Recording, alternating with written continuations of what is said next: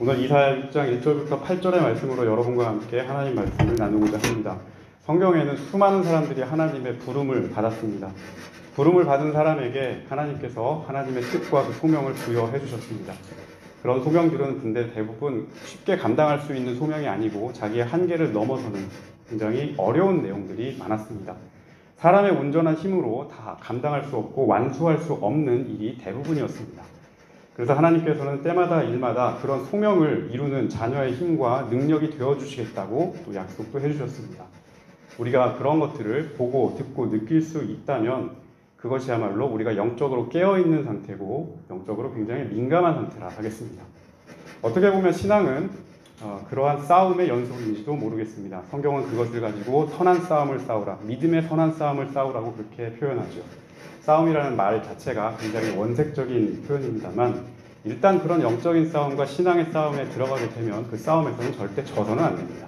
싸움은 무조건 이겨야 하는 겁니다.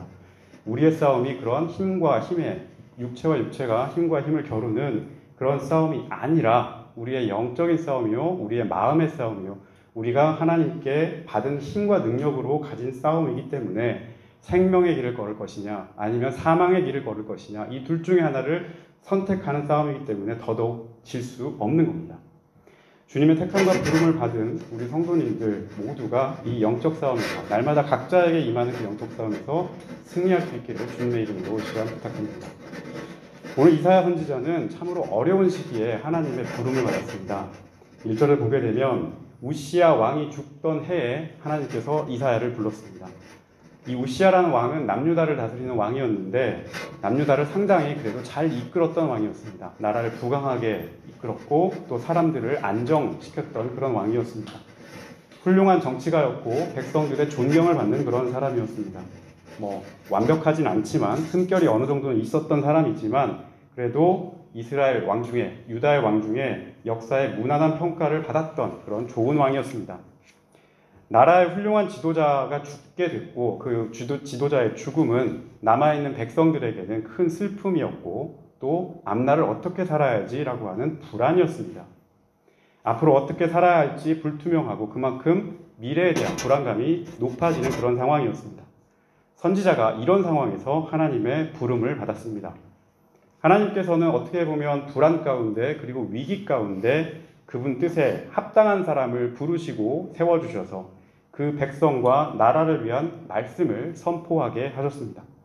그것은 사람들이 들어야 할 말이었고 걸어야 할 길이었고 바라봐야 할 목표였습니다. 하나님의 택함과 부름을 믿는 사람 모두에게 오늘 이사야의 이 부름, 하나님께서 찾아오는 이 상황은 다 적용될 수가 있습니다. 내가 하나님의 사랑하는 자녀다 라고 하는 이 믿음이 확고한 분이시라면 왜 하나님께서 이 시간, 이 자리, 이 상황에 나를 부르셨는지, 왜 나를 택하셨는지, 왜 하필 나를 이곳에 있게 하셨는지, 이 사건과 이 자리와 이 만남을 통해서 하나님께서는 과연 나에게 무엇을 바라시는지를 깊이 생각해 볼 필요가 있습니다. 이사야 선지자도 마찬가지였습니다. 그도 역시 언제나 하나님의 뜻을 구하는 하나님의 사람이었습니다. 하나님, 세상이 왜 이렇습니까? 라고 늘 고민하고 기도하는 그런 사람이었습니다. 자신의 자리에서 하나님께서 주신 은사와 그 사명을 어떻게 펼칠 수 있을까? 어떻게 그분의 영화로움을 이 땅 가운데 드러낼 수 있을까를 늘 깊이 묵상하면서 살았던 그런 사람입니다. 이런 사람에게, 이런 하나님의 사람에게 하나님께서 부르실 때 그에게 요구하는 한 가지 덕목이 있습니다. 오늘 말씀을 보게 되면 천사들이 나와서 이사야 앞에서 찬양을 하게 되는데 그것은 바로 거룩하다라고 하는 말입니다. 하나님의 부름을 받은 사람에게 요구되는 한 가지 덕목이, 신앙의 덕목이 있으니 그것이 바로 거룩입니다. 이사야는 스랍이라는 하나님의 천사가 하나님을 찬양하는 소리를 듣습니다. 하나님의 거룩함을 찬양하는 소리죠. 3번이나 찬양을 합니다. 거룩하다, 거룩하다, 거룩하다. 만군의 여호와여, 그의 영광이 온 땅 가운데 충만하도다. 거룩함이란 하나님의 위대함을 말씀합니다. 더 깊게 들어가면 거룩함이란 우리의 능력 바깥에서 역사하는 하나님의 능력을 말씀합니다.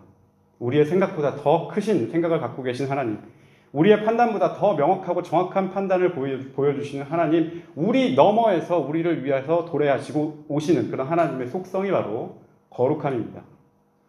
구약성경 레위기 19장 2절에 보면 하나님께서는 이렇게 말씀하셨습니다. 내가 거룩하니 너희도 거룩하라. 내가 거룩하니 너희도 거룩하라. 이렇게 말씀하셨습니다. 그분께서 가지고 계신 그 거룩함이, 그분께서 가지고 계신 그 넘어서 있는 놀라운 능력이 거룩함, 그 택함을 받은 백성들, 그 자녀들에게도 전달되기를 하나님께서는 원하십니다. 그렇다면 우리에게 전달되어야 할 이 하나님의 거룩함, 이 거룩함은 도대체 무엇일까요? 우리는 이 거룩함을 어떻게 이해하고 그분의 그 거룩함을 어떻게 우리 삶 속에서 실천하면서 살 수 있을까요? 여러 표현으로 거룩함을 바꿔서 말할 수 있겠습니다만 오늘 저는 여러분께 이 거룩함이란 분리라는 말로 말씀드리고 싶습니다. 거룩함이란 어떤 것으로부터 떨어져 있는 것, 어떤 것으로부터 멀어져 있는 것입니다. 거룩함을 덧입는 시간이 필요합니다. 세상으로부터 떨어져서 하나님과 진심으로 만날 수 있는 그 시간, 하나님을 발견할 수 있는 시간, 그분을 내 안으로 모셔올 수 있는 시간, 그분과 함께 동행하도록 내가 결단하는 그런 시간, 이 거룩함의 시간이 하나님께 부름받은 사람이 택해야 할 그런 시간입니다. 세상의 방식과 세상의 판단에서 잠깐 물러서서 그것들과 거리를 두는 삶, 신앙 가운데 내 홀로 서서 결단하는 그런 결단의 시간이 또한 거룩함의 시간이기도 합니다. 하나님의 택함과 부름을 받은 사람, 그분을 향한 굳센 믿음으로 살아가는 사람은 옛 자아에서 떨어지는 그 분리의 시간을 삽니다. 그 분리의 시간을 또한 통과합니다. 새로운 존재로, 성령의 사람으로 거듭나기 위해서 거쳐야 할 시간이기도 합니다. 무엇보다 우리 예수님께서 이 거룩함의 시간, 분리된 시간을 친히 보여주셨습니다. 예수님께서는 하나님 나라의 사역이 공생애를 시작하시기 전에 무엇을 하셨어요? 무엇을 하셨습니까? 광야에 들어가서 40일 동안 금식하셨습니다. 금식하면서 기도하셨습니다. 마귀가 예수님을 찾아와서 3가지 시험을 했습니다. 마귀가 예수님께 들어와서 세상에서 원하는 것들, 세상이 좋아하는 것들을 다 조건을 걸면서 막 예수님을 시험을 했습니다. 세상에서 출세할 수 있는 구원자, 네가 구원자로 살 것 같으면 이렇게 하는 것이 사람들이 너를 좋아하는 방법이야 라고 하는 것들로 유혹했죠. 첫 번째 유혹으로 돌을 떡으로 만들어봐라. 가련하고 배고픈 백성들의 그 상황을 해결해봐라. 그 가난 문제와 배고픈 문제를 해결하면 당신은 단박에 인기 스타가 될 수 있을 거다. 두 번째, 높은 곳에서 뛰어내려봐라. 안전하게 착지하는 기적을 보여라. 너를 추종하는 사람들이 많아지지 않겠냐. 세 번째, 나에게 경배해라. 내가 세상에서 누릴 수 있는 모든 권세를 네 어깨에, 네 손에 다 쥐어주겠다. 하지만 예수님께서 가셔야 하는 길은, 그런 구원의 길과는 거리가 멀었습니다. 그렇게 빨리 갈 수 있고 넓게 갈 수 있는 그런 길을 택하신 게 아니고 세상의 방식과 합치하는 방식이 아니라 분리하는 방식으로 오히려 그분은 희생하고 헌신하는 십자가의 어려운 길을, 좁은 길을 가셔야 했습니다. 이것이 거룩함의 길이요 분리의 길입니다. 사도 바울도 그랬습니다. 다메섹 도상에서 부활하신 예수님을 만난 후에 바울은 새로운 사역의 길에 들어가기 전에 분리의 시간을 보냈습니다. 갈라디아서 1장 17절을 보게 되면 바울이 자신의 회심을 갈라디아 교회에 이렇게 말하는 장면이 나옵니다.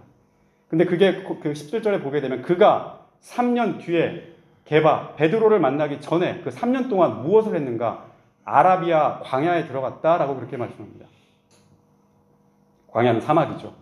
3년 동안 사막에 들어가서 무엇을 했을까요? 거기에서 바울이 무엇을 하면서 보냈는지 성경은 정확하게 말하지 않습니다. 그러나 향후 그가 보였던 사역의 방향들이나 사역의 흐름들을 보면 무엇을 했는지, 어떤 마음을 거기서 품고 나왔는지를 추론해 볼 수 있습니다. 내가 예전에 예수 믿는 사람들을 잡던 그 사람에서 이제는 예수를 전하는 사람으로 그 신분이 바뀌고 생각이 바뀌고 모든 것이 바뀌고 행동과 관습과 이런 것으로부터 분리되는 시간이 바로 광야에서의 시간이었습니다. 성령으로 부활하신 예수의 영이 주시는 그 거룩한 능력을 이제 내가 덧입는 시간이 바로 분리의 시간이었습니다. 그런 거룩함을 자신의 몸과 자신의 마음에 깊게 새기는 그런 시간을 아마 보냈을 겁니다. 옛 것으로부터의 분리, 그리고 세상으로부터의 멀어짐, 자기 내면의 깊은 곳에 자리 잡은 욕심이나 야망으로부터 벗어나서 홀로 서는 것, 바로 이것이 하나님께서 부름받은 거룩함을 입은 사람들이 가지는 태도입니다. 우리 사랑하는 성도 여러분, 여러분의 신앙 가운데 하나님께로 받은 여러 가지 메시지가 있고 길이 있을 겁니다. 그 가운데서 혹시 잃어버린 성결이 있거나 잃어버린 거룩함이 있다면 오늘 말씀을 통해서 여러분 신앙 가운데 성결과 거룩함을 회복할 수 있기를 바랍니다. 세상과 너무 밀착하여 살면서 내가 가지고 있는 신앙의 정체성을 잃어버리지 않기를 바랍니다. 가장 먼저 우리가 회복해야 되는 것은 하나님과의 관계요. 하나님과의 깊은 사귐을 먼저 회복하고 그리고 내 안에서 역사하는 거룩한 은혜를 회복하고 그리고 다시 그 마음과 그 뜻을 가지고 세상 속으로 들어갈 수 있기를 바랍니다. 거룩함을 덧입는 사람은 앞으로 어떻게 나아가야 할까요? 그에게 거룩한 어떤 변화가 생기게 될까요? 그 거룩함을 덧입은 사람이 변화하는 모습이 오늘 5절 말씀에 나타나 있습니다. 거룩함을 덧입는 사람, 하나님의 그 거룩함을 경청하는 사람은 자신의 결함과 부족함을 깨닫게 됩니다. 5절 말씀 보게 되면 이사야는 자신의 연약함을 하나님 앞에 고백하게 됩니다. 화로다, 나여, 망하게 됐도다. 나는 입술이 부정한 자요, 입술이 부정한 백성 중에 거주하면서 만군의 주 여호와를 배웠도다. 이사야가 여기서 지금 고백하는 자기의 결함, 자기의 부족함이 무엇입니까? 입술이 부정하다는 겁니다. 입술이 부정하다는 말은 무엇입니까? 말이 오염됐다는 겁니다. 말이 부정하다는 겁니다. 말은 그 사람이 가지고 있는 정신, 그 사람 속에서 역사하는 그 사람의 속마음, 이런 것들을 담는 그릇이요 집입니다. 내 속에 담겨 있는 온갖 내용이 밖으로 나와서 말이라고 하는 것을 타고 사람들에게 전달하고 이 세계를 떠돌아다니게 됩니다.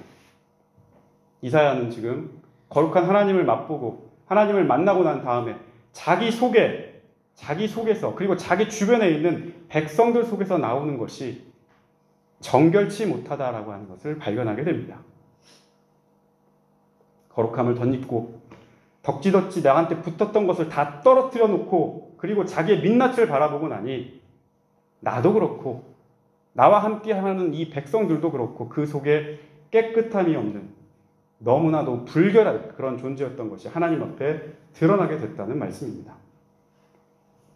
우리 예수님께서도 마가복음 7장 20절에서 23절 사이에 사람이 더럽다 그렇게 얘기하지만 입속으로 들어가는 것이 더럽냐, 무엇을 손을 씻냐 씻지 않고 먹느냐 그래서 더럽냐, 이런 게 더러운 것이 아니라 그 속에서 입으로 나오는 것들이 더 더럽고 추하다. 이것에 더 집중하라. 이것을 더 깊이 따져보라. 이것에 더 마음을 쓰라 라고 그렇게 말씀하셨습니다. 겉으로 보이는 것만 가지고 사람을 판단하는 것이 아니라 그 속사람이, 그 인격이 왜곡되고 균열된 나머지 하나님과 이웃 앞에 온전히 설 수 없는 상태라면 그 마음부터 회복하고 하나님께 나아가라. 내 마음이 왜곡되어 있는지 그렇지 않은지를 먼저 살펴보라는 주님의 말씀입니다. 사람들은 꾸며낸 말과 겸손으로 얼마든지 그럴싸하게 행동할 수 있습니다. 만들어진 인격으로 착하고 바른 척하면서 살 수도 있습니다. 그러나 그 중심이 하나님의 거룩함과 상관이 없다면, 그 중심이 하나님의 거룩함을 닮아 있는 모습이 아니라면 아무리 겉으로 드러나는 모습이 그럴싸하더라도 하나님 앞에서 어떤 의로움도 내세울 수 없습니다. 하나님의 거룩함을 경청하는 사람은 자기 속에 우글대고 있는 타락한 마음, 왜곡된 마음과 직면할 수 있는 사람입니다. 자기의 부족함을 볼 수 있는 사람, 모자람을 인정할 수 있는 그런 사람입니다. 과연 내가 하나님께서 부르신 이 부르심을 감당할 수 있는 사람인가? 내 이 부족함 가운데서도 하나님의 부르심에 응할 수 있는 사람인가? 깊이 고민할 수 있는 사람입니다. 자신의 속마음과 그 본심과 상황을 꾸미거나 다른 사람 보기에 아름답게 채색하고 그렇게 해서 나의 인격이라고 그렇게 포장하는 사람이 아니라 하나님 앞에서 있는 그대로 바라보고 인정할 수 있는 사람입니다. 하나님께서는 바로 그런 사람을 다듬고 벼려서 사용하십니다. 그가 비록 모자라고 부족한 모습이 있을지라도 하나님께서 그의 인격을 채워주시고 고쳐주시고 그래서 하나님의 뜻을 전할 수 있는 사람으로 회복해서 사용하십니다. 그 회복의 모습이 6절 말씀에 나와 있습니다. 6절 말씀을 보게 되면 스랍의 천사가 부젓가락을 들고 숯을 하나 들고 와서 이사야 입에 갖다 댑니다. 그 이사야 입이 아까 부정하다라고 얘기했는데 그 부정한 입술을 치료하는 장면이 나옵니다. 하나님의 거룩함을 찬양하는 이 제단에서 하나님의 메시지를 전하는 이 천사가 그 거룩함을 이사야에게 전달하고 있는 겁니다. 그분의 거룩함이, 그분의 영화로움이 이제 이 선지자에게, 부름받은 자에게 전달이 되어서 그동안 부정했고 모자랐던 그 입술이 정결케 됐습니다. 7절 말씀에 이사야가 고백합니다. 드디어 내 악이 제하여지고 죄가 사라졌다라고 말씀합니다. 그 속에 지금까지 가졌던 온갖 악한 생각과 부정적인 마음과 탐욕과 시기에 사로잡혔던 그 인격이 하나님의 제단으로부터 나오는 숯불을 통해서 연기처럼 사라지고 정결한 사람으로, 준비된 사람으로, 이제는 그가 어딜 가든지 하나님께서 함께 하시는 그런 사람으로 설 수 있게 되었다는 말씀입니다. 앞에서 제가 말씀드렸던 거룩함과 만나는 장면입니다. 하나님을 만난 사람은 겸손한 사람이죠. 하나님을 내 마음속에 언제나 담고 모시고 그분과 함께 살아가는 사람은 자기의 인간적인 한계를 잘 알고 그 알 뿐만 아니라 그것을 인정할 수 있는 사람입니다. 자기의 부족함과 약점을 스스로 인정할 줄 알고 그것을 하나님께 맡기고 내어놓을 수 있는 사람입니다. 그래서 겉으로 볼 때는 부족해 보이고 연약해 보이고 약해 보이지만 그 속마음은, 속사람은 하나님 주신 힘으로 늘 강건하고 그 힘으로 말미암아 살려고 하는 굳센 의지와 믿음으로 충만한 강한 내면을 가지고 사는 사람입니다. 이사야가 지금 그런 변화를 겪고 있습니다. 그동안 그 속에 있었던 온갖 악한 것과 거짓된 것과 더러운 것들, 죄에 사로잡혔던 것들을 하나님 앞에 모두 다 태우고 없애고 이제는 온전하신 하나님의 뜻을 좇아 하나님께로부터 오는 그 말씀을 전하는 선지자의 소명을 다하겠다는 믿음으로 서게 됐습니다. 그 속에서 악에 사라지고 나도 모르게 죄와 결탁하고 그 속에서 인간적인 교만과 자기 자신과 하나님 앞에서 겸손치 못했던 모든 추한 모습이 하나님의 영으로부터 나오는 그 숯불로 인해 다 달고 없어지고 이제는 그분만이 내 입술을 주장하시고 그분만이 내 속에서 역사하시고 그분만이 나의 기쁨이 되시고 나의 소망이 되시고 그분만이 내 능력의 원천이 됨을 완전하게 인정하게 될 때 그리고 그분의 거룩함이 그 영역 안에 들어가게 될 때 그렇게 됐을 때 하나님께서 비로소 이사야를 하나님의 사람을 들어서 사용하신다는 말씀입니다. 이제 이렇게 한 사람을 하나님의 사람으로 바꿔놓고 옛사람을 새사람으로 변화시켜 놓은 다음 하나님께서 그에게 무슨 말을 할까 그 내용을 하나님의 음성을 통해서 또 다른 음성을 통해서 집어넣어 주십니다. 하나님의 관심은 갈 길 몰라 방황하는 백성들에게 누가 내 마음을 전달해 줄고 누가 나의 마음을 이 백성 가운데 전할 수 있을꼬라고 하는 그런 곳에 있었습니다.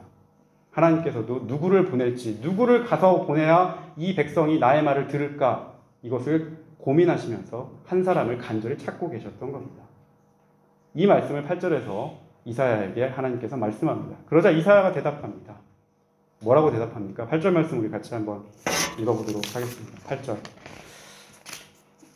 8절 말씀 같이 읽습니다. 시작. 내가 또 주의 목소리를 들으니 주께서 이르시되 내가 누구를 보내며 누가 우리를 위하여 갈고 하시니 그때 내가 이르되 내가 여기 있나이다 나를 보내소서 하였더라. 이사야의 대답은 이렇습니다. 주님, 내가 여기 있습니다. 제가 여기 있습니다. 나를 보내주십시오. 나를 보내소서. 거룩함을 회복하고 이 죄악의 사슬에서 벗어난 그리고 그 속에 더러운 것을 다 비우고 치우고 이제는 하나님의 거룩한 영으로 충만한 자로서 하나님의 부름과 하나님의 요구에 거리낄 것이 없습니다.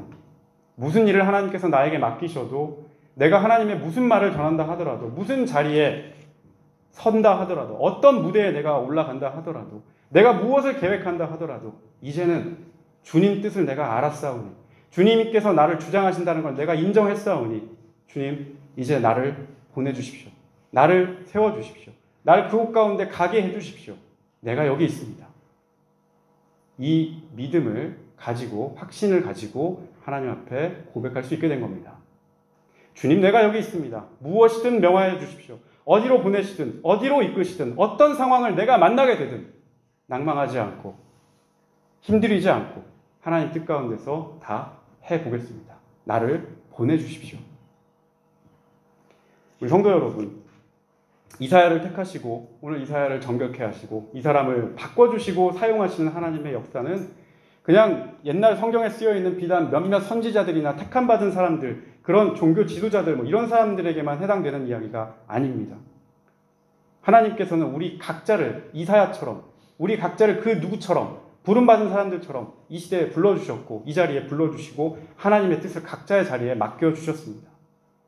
하나님 우리 각자를 그분의 형상대로 창조하셨고 그 속에 하나님의 능력과 하나님의 영을 부어주셨고 하나님의 모양과 계획에 맞게 우리를 사용하려 하십니다. 우리 각자가 이 시대를 살아가고 있는 이사야와 같은 사람입니다. 믿음을 갖고 살아가는 자녀들을 통해서 하나님께서는 그 나라를 이루시기를 원하시고 그 확장된 나라와 하나님의 나라를 통해 그 안에서 하나님 자녀들의 찬양을 받기를 원하시고 하나님 자녀들과 함께 기쁨을 누리시기를 원하십니다. 지금 세상을 참 돌아보면 생명력이라고 하는 것이 많이 사라지는 것 같습니다. 무엇보다 사람들 마음에 감동이 사라지는 시대인 것 같습니다. 성경에 보면 예수님께서도 말세에 들어와서 내가 이렇게 노래를 부르고 하나님 나라가 가까이 왔다 그렇게 선포해도 피리를 불어도 사람들이 곡소리가 나도 울지를 않고 피리를 불어도 사람들이 춤을 추지 않는 시대다라고 그렇게 말씀을 하셨는데 지금이 딱 그런 시대인 것 같습니다. 앞에서 아무리 피리를 불어도 사람들이 마음에 기쁨이 없고 아무리 슬픈 일이 있어도 곡소리조차 나지 않는 감정 자체가 기계와 같이 차갑게 변해가는 그런 세상인 것 같습니다. 믿음을 갖고 살아가는 사람이라면 믿음을 갖고 살아가는 사람에 대해서는 뭘 그런 맹신을 하느냐라고 하는 맹신자 취급을 받기도 하고 눈에 보이는 이익 너머의 것을 추구하면서 사는 사람들은 점점점 찾기 어려운 그런 각박한 시대가 오는 것 같습니다. 그런 냉소적인 각박한 세상 한가운데 들어가서 어떻게 하면 우리가 하나님의 사랑을 가지고 살 수 있을까? 어떻게 하면 하나님의 성품으로 내게 주어진 이 삶을 살아낼 수 있을까? 어떻게 내가 만나는 사람들을 하나님의 인격으로 대할 수 있을까? 내가 내 몸으로 내 삶으로 복음을 살아낼 수 있을까? 이런 고민 자체가 어리석고 현실감 없고 바보 같은 일 취급을 당하는 것 같기도 합니다. 뭐 그렇게 착하게 살 필요가 있습니까? 뭐 그렇게 다 이해하고 용납하고 수용할 필요가 있습니까? 뭐 그렇게 다 믿어주면서 마음 주면서 그렇게 살 필요가 있습니까? 적당히 꾸며서 좋은 사람 행세하면 되고 적당히 포장해서 실력 있고 유능한 사람처럼 보이면 되고 적당히 울고 웃으면서 영적으로 충만한 사람 행세하면 그걸로 되는데 말이죠. 세상이 그렇게 뭔가 구심점을 잃어버리고 실제를 잃어버리고 내용 없이 진심 없이 실력 없이 그렇게 뱅뱅 돌고 있는 것 같다는 생각을 많이 합니다. 이런 세상 한가운데서 아까 우시아 왕이 죽고 사람들이 불안과 미래에 대한 소망이 없는 상태에 있는 것처럼 이런 지금 현 세상에서 하나님께서는 이사야와 같은 거룩함을 따를 수 있는 사람들을 찾고 계신지도 모르겠습니다. 이사야와 같은 거룩함을 따를 수 있는 그 사람을 하나님께서 부르기 위해서 여기저기 둘러보고 계신지도 모르겠습니다. 저는 우리 각자가 그리스도인으로 살고자 하는 믿음을 가진 우리 각자가 바로 이 부름받은 사람들이라고 굳게 믿습니다. 우리를 하나님께서는 지금 각자의 자리에서 부르고 계신다는 사실을 여러분 기억하시기를 바랍니다. 과연 누가 하나님의 거룩함을 이 세상 가운데 따르면서 전할 수 있겠는가? 이 세상 한가운데서 살지만 세상 가치에 쉽게 순응하지 않고 굳센 믿음과 실력으로 하나님의 복음을 믿음으로 살아낼 수 있는 그런 자녀들은 과연 누가 될 수 있을 것인가? 하나님께서 오늘 여러분 각자 그리고 저에게 찾아와서 이렇게 물으신다면 여러분 어떻게 답하시겠습니까?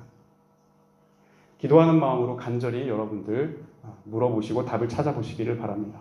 우리 프라이브루크 하나 되는 온 교회 성도님들은 이런 거룩한 자녀로 하나님 앞에 설 수 있기를 바라고 이사야와 같이 세상 속에 주님 나를 보내주십시오. 내가 여기 있습니다. 나를 거룩하게 바꿔주십시오. 내 입을 주의 말씀으로 채워주십시오. 라고 고백할 수 있기를 바랍니다. 하나님께서 찾으시고 사용하는 바로 그 한 사람, 택함받은 사람이 되어서 각자가 서 있고 생활하는 그 자리에서 이 고백을 드릴 수 있기를 바랍니다. 그러한 믿음의 백성으로 이번 한 주도 하나님 가운데, 하나님 능력 가운데 살아갈 수 있는 우리 모두가 될 수 있기를 예수님의 이름으로 부탁을 드리겠습니다.